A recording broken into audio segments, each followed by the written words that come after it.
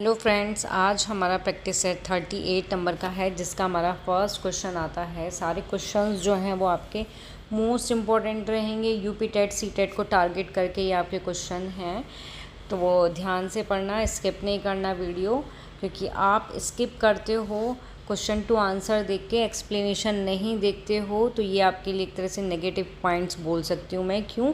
क्योंकि जो एक्सप्लेनेशन है उससे रिलेटेड भी आपके क्वेश्चन और ऑप्शंस बन के आ जाते हैं, तो आप पूरा डिटेल में पढ़ोगे तो अच्छे से आप एग्ज़ाम दे के आओगे। 25+ नंबर आपके कहीं नहीं गए।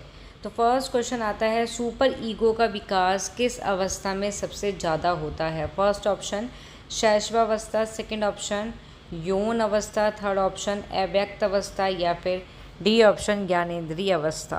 तो इसका करेक्ट आंसर हो जाएगा आपका अव्यक्त अवस्था में। ठीक है, ओके। जिसको हम बोलते हैं लेटेंसी स्टेज इसको कहा जाता है। यहाँ पे क्या होता है कि जो यौन ऊर्जा होती है, यौन ऊर्जा को क्या करते हैं, सामाजिक और शैक्षिक या फिर खेल कूद की गतिविधि की ओर क्या है, मोड़ दिया जाता है। और इससे क्या होता है कि जो बच्चा है, ठीक है, क्या होता है, जो बच्चा होता है इसमें वो दूसरों के नैतिक जो मानकों को क्या करता है, आंतरिक रूप से ग्रहण करता है।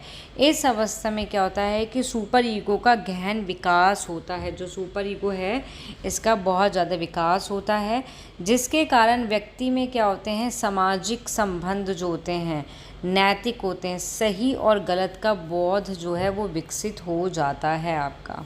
ठीक है, और इसकी एक इम्पॉर्टेंट बात है इस अवस्था की कि इसमें जो आयु होती है वो लगभग कितनी होती है, 6 वर्ष से किशोरावस्था की शुरुआत तक मानी जाती है। जो ये अवस्था होती है लगभग 6 वर्ष से शुरू होती है, और जो आपकी किशोरावस्था के स्टार्टिंग शुरुआत तक क्या है, मानी जाती है आपकी। ठीक है, और इसमें क्या होता है, जिससे क्या होता है, प्रारंभिक विद्यालय आयु के रूप में भी समझा जाता है इसको। और आपके जो फ्राइड हैं, कौन, जो फ्राइड है, फ्राइड का कहना है, फ्राइड के सिद्धांत के अनुसार कहना है कि जो सुपर ईगो होता है इसका जो विकास मुख्य रूप से क्या होता है, लिंग अवस्था में। किसमें?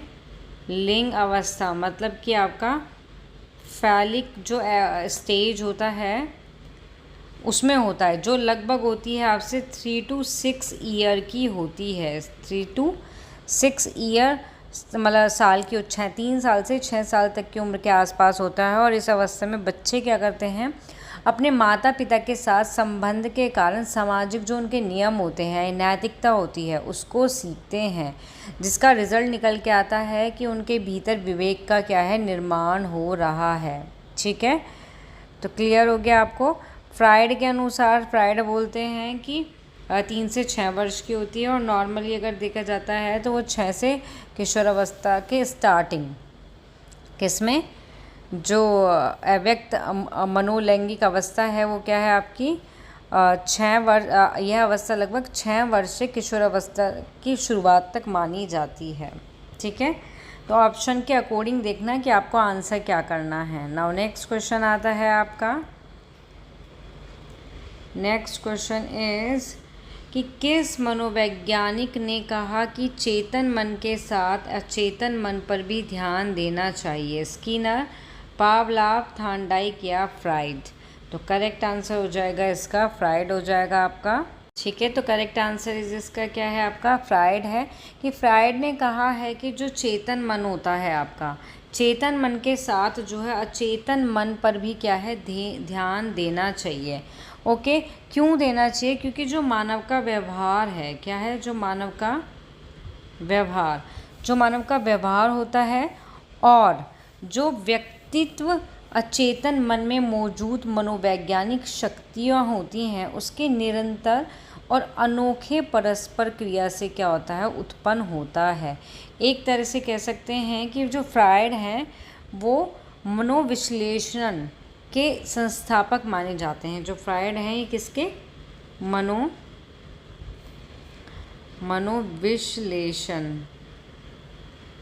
मनोविश्लेषण के क्या हैं, संस्थापक संस्थापक माने जाते हैं, जिन्होंने मन की 3 विभिन्न स्तर बताए थे।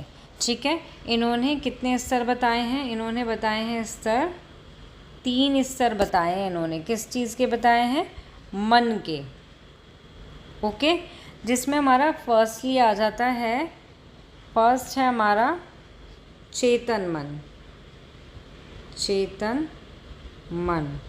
ओके, तो चेतन मन क्या होता है कि ये व्यक्ति की चेतना में क्या है, मौजूद होते हैं, यानी जो कुछ भी व्यक्ति सोचता है, कहता है और करता है, ये आता है चेतन मन के अंदर। ठीक है, उसके बाद आता है सेकंड, आता है इसमें पूर्व चेतन। पूर्व चेतन आपका, पूर्व चेतन में क्या होता है आपका कि ये सभी जितनी भी स्मृतियाँ होती हैं या पिछले जो अनुभव होते हैं और स्वचालित क्रियाएं होती हैं, उनका क्या होता है, एक तरह से भंडार होता है, जिसको क्या कर सकते हैं, पुनः प्राप्त किया जा सकता है। ओके, क्लियर हो गया आपको ये? उसके बाद आता है आपका, उसके बाद है आपका इसके अंदर अचेतन मन। क्या आता है? अचेतन मन आ जाता है। ठीक है, तो अचेतन मन में क्या होता है, ये मस्तिष्क की वो क्षमता होती है जो उन सभी जानकारी को संग्रहित करते हैं, मीन्स जो भी सभी जानकारी हैं, ऐसी जानकारी को संग्रहित करती है जिन्हें लोग भूल गए हैं, या वे यादें जिन्हें आघात या दमन के कारण क्या है, दबी हुई हैं।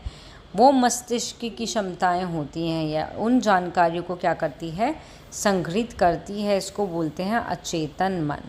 ओके, तो कहने का मतलब यहाँ पे यही है कि जो ये फ्रायड हैं, फ्रायड ने इस बात पर जोर दिया था कि जो अचेतन मन होता है, अचेतन जो मन होता है आपका, संग्रहित जानकारी, जैसे बचपन के जो अनुभव होते हैं या भावनाएं होती हैं या व्यवहार होते हैं, उन पर प्रभाव पड़ता है। इसलिए मानसिक स्वास्थ्य और व्यवहार को पूरी तरह से समझने के लिए केवल संचेत अनुभव पर नहीं बल्कि अचेतन प्रक्रिया पर भी ध्यान देने की आवश्यकता होती है। ऐसा नहीं है कि सिर्फ चेतन मन पे ध्यान दोगे, आपको क्या है, अचेतन मन पर भी ध्यान देना पड़ेगा, ऐसा फ्रायड का कहना है। ओके, नाउ नेक्स्ट क्वेश्चन आता है। नेक्स्ट क्वेश्चन इज़ है कि बालकों की रुचि, शारीरिक मानसिक योग्यता तथा विभिन्नताओं का ध्यान किस प्रकार शिक्षण में रखा जाता है? फर्स्ट, बहुग्रेड शिक्षण, सेकंड, सहकारी अधिगम, थर्ड, शिक्षा मनोविज्ञान, या फिर डी ऑप्शन ये सभी। तो करेक्ट आंसर हो जाएगा आपका ये सभी। ओके, इसमें अगर हम फर्स्ट ऑप्शन की बात करते हैं तो ये है आपका बहुग्रेड शिक्षण, जिसको बहुकक्षा शिक्षण भी कह सकते हैं हम। ठीक है, इसमें क्या होता है, इसमें एक क्या होता है, इसमें एक टीचर होता है।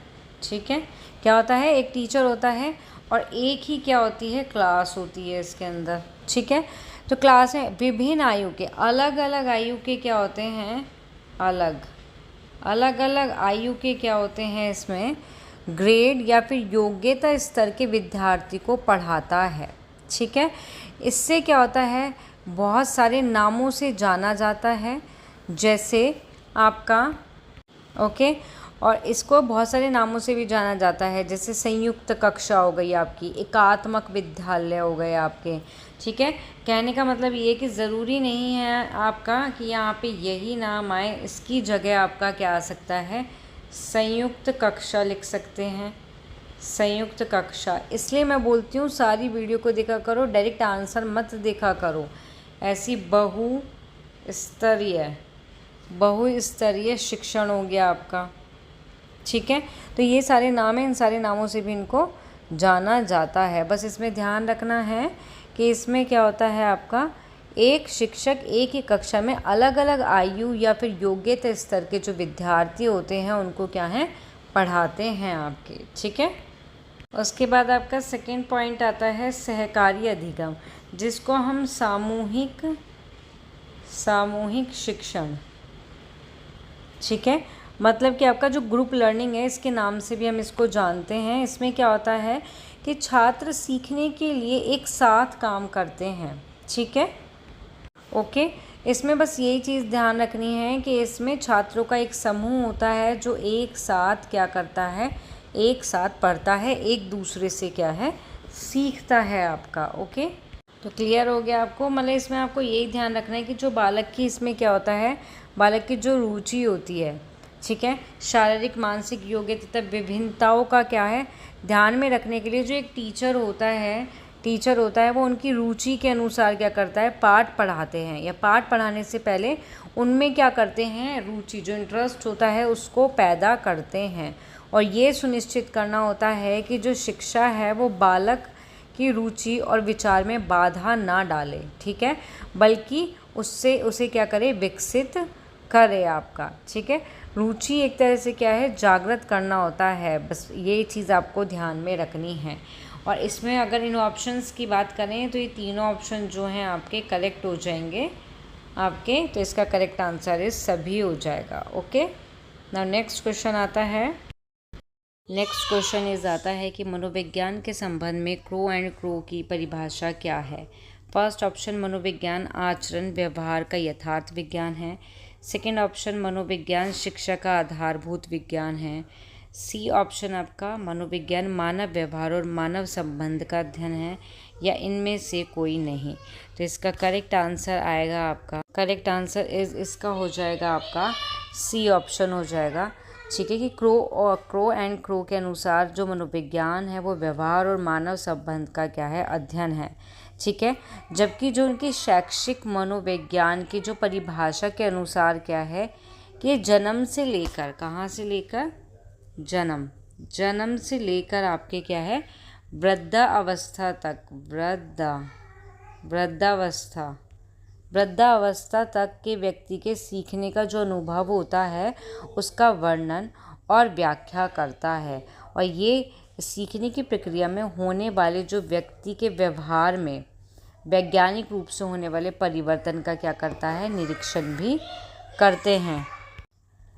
ये जो परिभाषा है, ये परिभाषा व्यापक है। ठीक है, और व्यवहार और अंतः व्यक्तित्व संबंध के सभी पहलू क्या हैं, इसके अंदर शामिल होते हैं आपके। ओके, और ये सीखने की प्रक्रिया में होने वाले व्यक्ति के जो व्यवहार के वैज्ञानिक निरीक्षण और व्याख्या पर क्या करती है, जोर भी देती है आपकी। ओके, नाउ नेक्स्ट क्वेश्चन आता है आपका।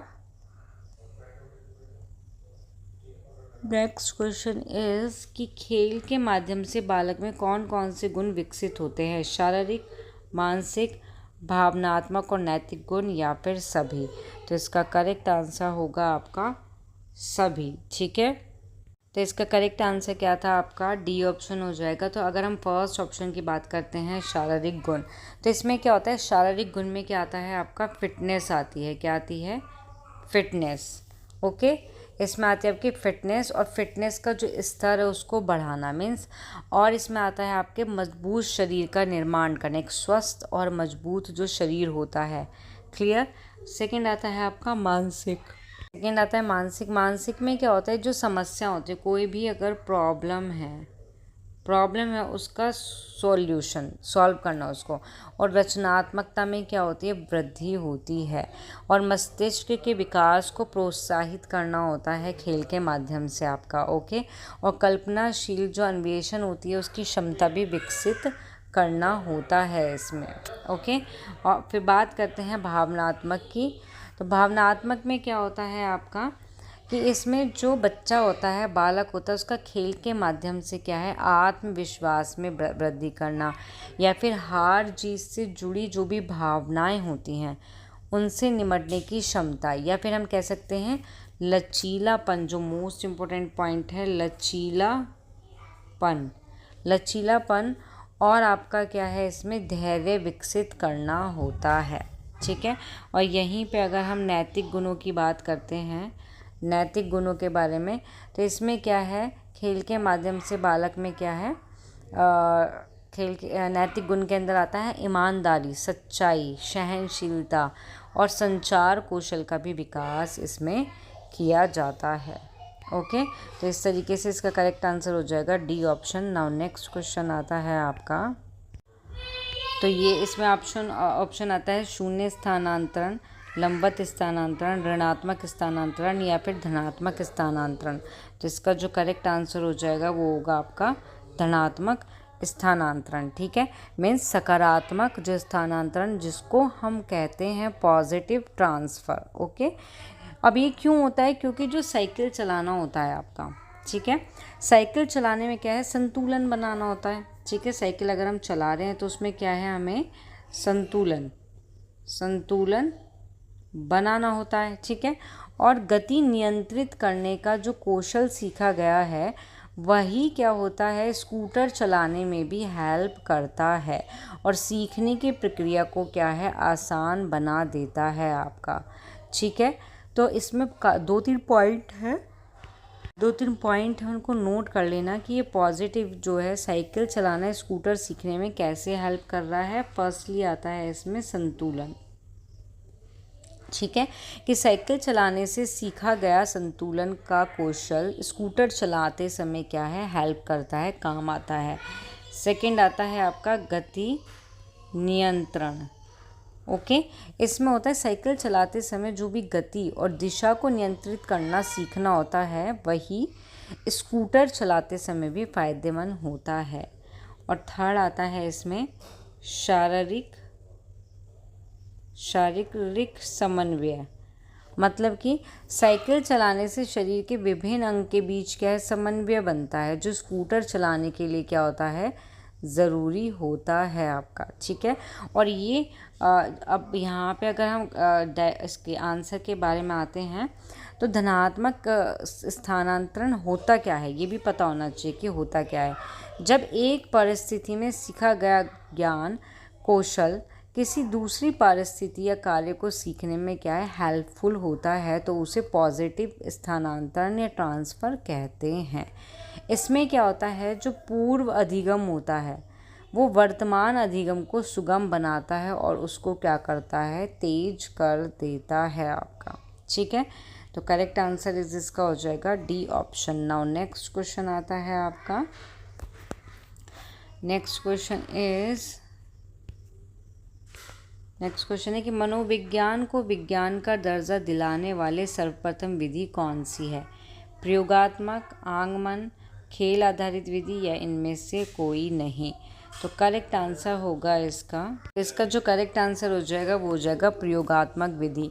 तो मनोविज्ञान को विज्ञान का दर्जा दिलाने में जो विलियम वुंड थे उनकी जो कौन सी विधि थी, प्रयोगात्मक जो विधि थी, सबसे अधिक उनका योगदान रहा है, जिसको 1879 में पहली मनोविज्ञान प्रयोगशाला की स्थापना के साथ क्या है, प्रस्तुत किया गया था।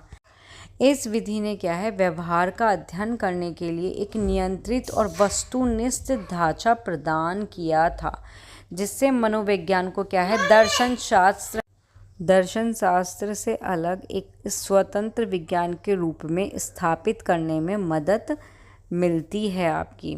ठीक है, और विलियम वुड ने क्या किया था कि उनका उद्देश्य था, इस प्रयोगशाला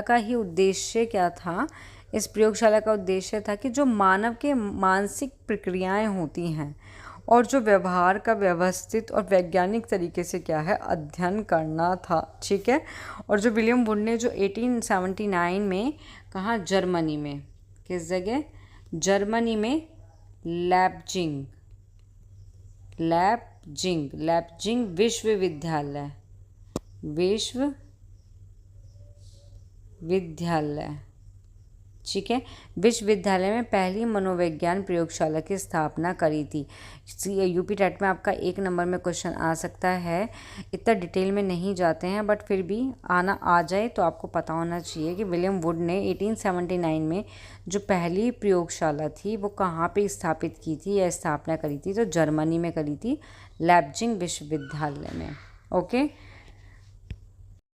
नेक्स्ट क्वेश्चन आता है आपका कि भारत सरकार ने प्राथमिक विद्यालय के लिए मध्याह्न भोजन योजना शुरू की थी।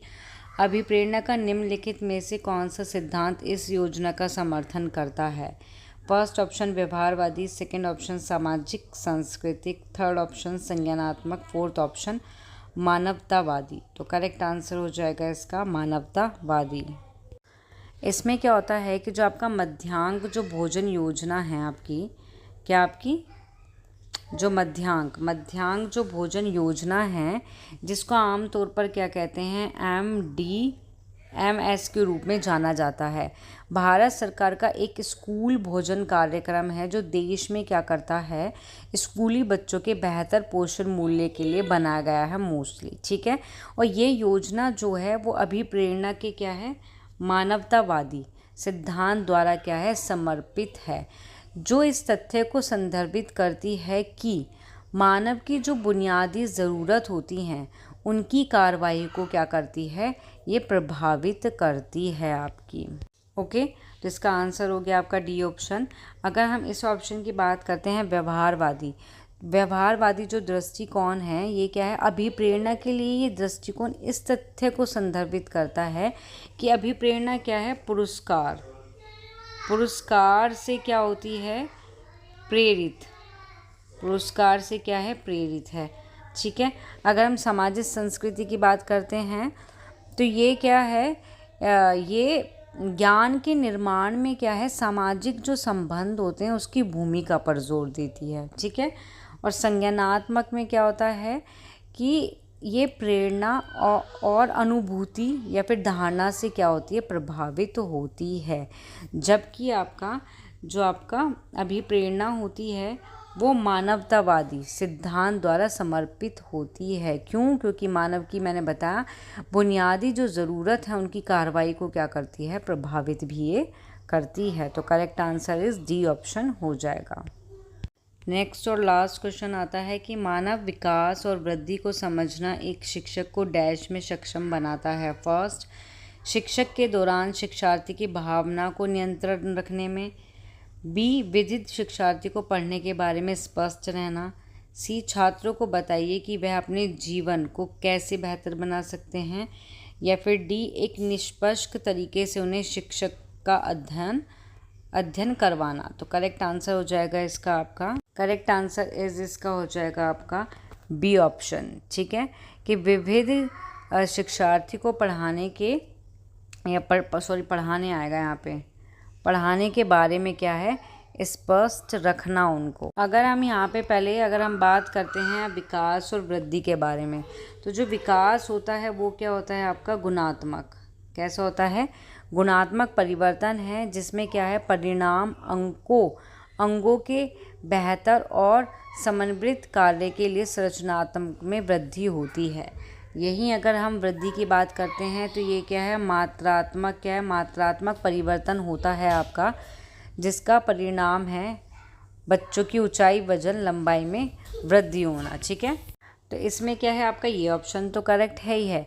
इसके साथ साथ क्या है आपका कि जो बालक होता है वो मनोविज्ञान के सिद्धांतों से अवगत होना चाहिए। सीखने की ज़रूरत को पूरा करने के लिए विशिष्ट शिक्षण का उपयोग करना, ठीक है, शिक्षक को सक्षम तभी बनाता है कि सीखने के समाजशास्त्र को समझने में व्यक्तिगत अंतर के महत्व के बारे में सचेत रहना।